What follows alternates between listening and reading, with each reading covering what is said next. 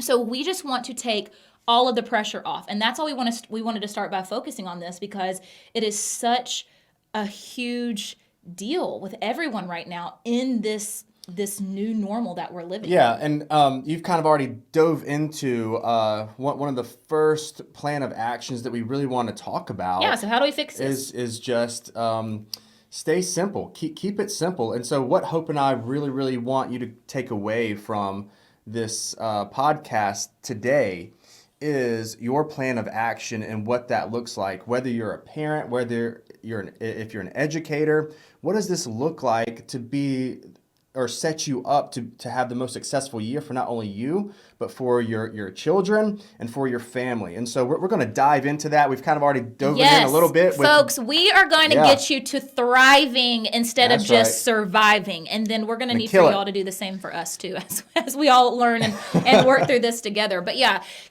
step one to really taking that idea of perfectionism off our plate and focusing on progress is, like you said, to keep it simple. Yep. So, how do we keep it simple, focusing as educators in our classroom? Yeah, if you can think back again, kind of like what I was referencing earlier, is the first time you did anything, if it was a sport, if it was a job, whatever it was, I guarantee you that you focused on what you could do and what you could control.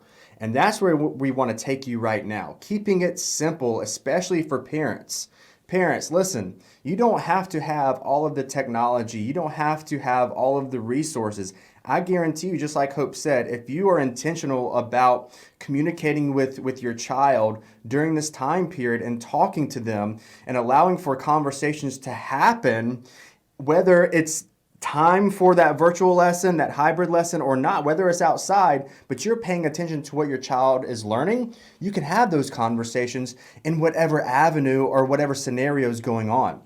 Parents, it's not all about the academics. I mean, we have to teach our kids those essential skills on how to change a tire, on how to wash dishes, on how to fold clothes, right? That's what makes a great human. And so parents, guarantee you, if you focus on what you can control inside of the home, your child will learn and they will be more equipped to learn because they'll see that education isn't a completely separate entity from life. That's what Right. makes a great human, and integrating it and using it where you can and what you feel comfortable with. Wow. Don't stretch yourself. What do you feel comfortable with? Keep it simple and focus on the simplicity of supporting the teachers however you can.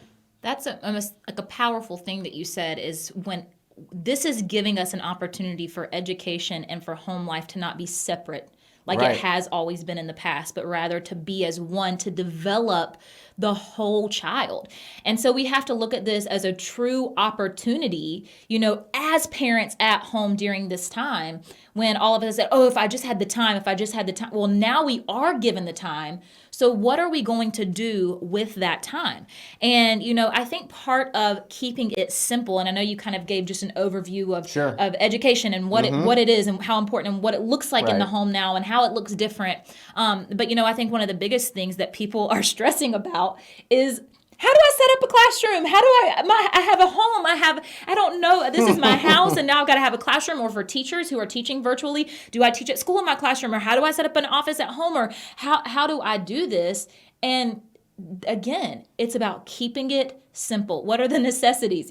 My educator friends will probably, some might laugh at this and some might feel this. But I see so many teachers right now, but I'll also see parents who are running to the educational stores. Oh boy, I know exactly what you're about to talk about. And they are buying every apple decoration and Worm, pencil and pencil. worm and chalkboard. And they are doing their darndest. Man, you guys are ready to set up a classroom, guys. And if you've done that, you know what? Hats off to you. Let's go. You go. You go for taking initiative, and you go for trying to create a space.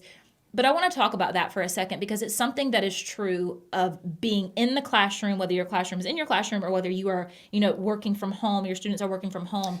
And again, I know where you're going. Keep it simple, y'all. Just keep Yeah. that in mind this whole time. Keep it simple and go That back is to your the new root. mantra. Go back to the root of when you were a child. Write it on a Post-it note. Write it on 3x5 card, because if you're teaching at home, we know you already stocked up on those because you're freaking out about the supplies that your kids need. Yep.